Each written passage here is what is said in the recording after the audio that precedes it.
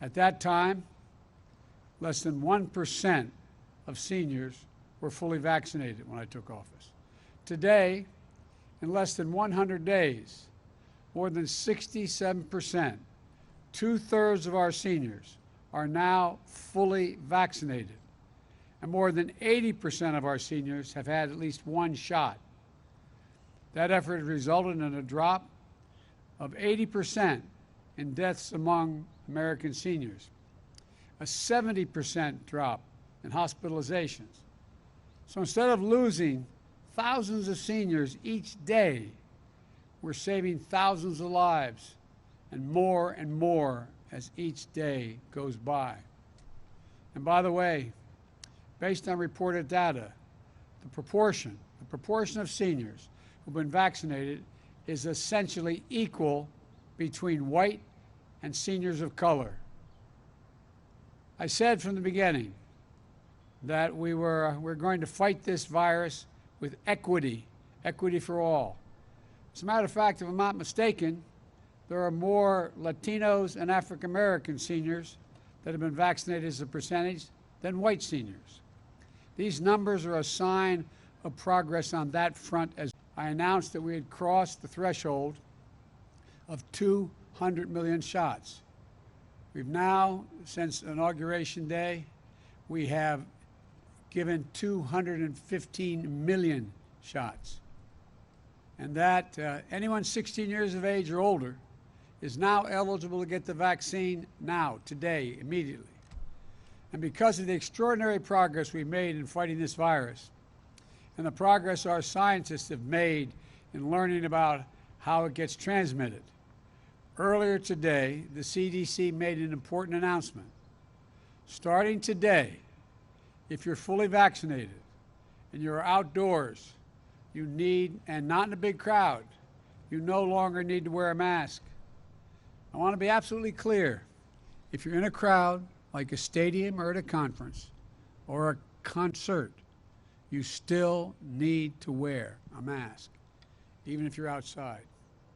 But beginning today, gathering with a group of friends in a park, going for a picnic, as long as you are vaccinated and outdoors, you can do it without a mask. The CDC is able to make this announcement because our scientists are convinced by the data that the odds of getting or giving the virus to others is very, very low if you're both been fully vaccinated and out in the open air. The CDC also helped clarify which outdoor activities are safer or less safe, depending on whether you've been vaccinated. The bottom line is clear. If you're vaccinated, you can do more things more safely, both outdoors as well as indoors. So for those who haven't gotten their vaccination yet, especially if you're younger or think you don't need it, this is another great reason to go get vaccinated now. Yes, the vaccines are about saving your life, but also the lives of the people around you. But they're also about helping you get back to closer to normal in our living, more normal living. Getting together with friends, going to the park for a picnic without needing to mask up. We're back to that place now as long as you get vaccinated. So go get the shot. It's never been easier. And once you're fully vaccinated, you can go without a mask when you're outside and away from big crowds. I want to thank the team at the CDC for everything they're doing to help us lead with science and bring our communities out of this crisis safely and responsibly. And I also want to thank everyone who's gotten the vaccine for doing your patriotic duty and helping us get on the path to Independence Day, which I'll be discussing more in detail next week.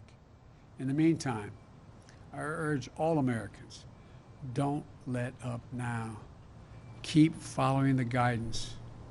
Go get your vaccination now. It's free and it's convenient. 90% of the American people live within 5 miles of a site where you can get a vaccination. You can do this, and we will do this.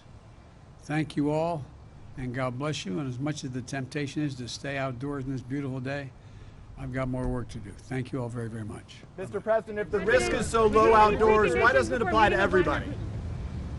Wait, would you have any preconditions before meeting with Vladimir Putin? One at a time. If the risk is so low outdoors, why doesn't this new guidance apply to everybody?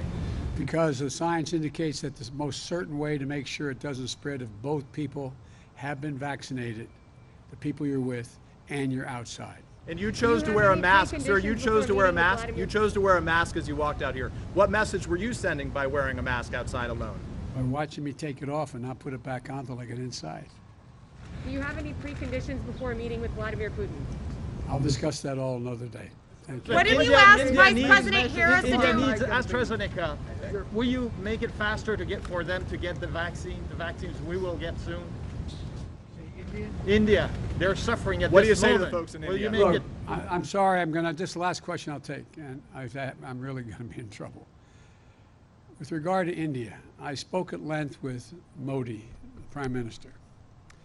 We are sending immediately a whole series of help that he needs, including providing for those remdesivir and other drugs that are able to deal with this and prevent, in some cases, but help recovery.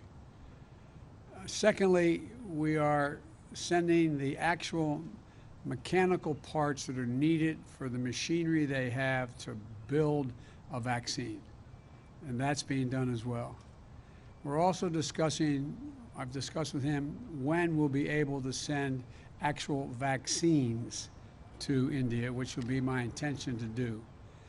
The problem is, right now, we have to make sure we have other vaccines like Novavax and others coming on, probably. And I think we'll be in a position to be able to share vaccines as well as know-how with other countries who are in real need. That's the hope and expectation. And I might add, when we were in a bind at the very beginning, India helped us. Thank you. What have you asked the Vice President to do to help with vaccine skepticism? How do you convince those still hesitant? Thanks, Mr. President.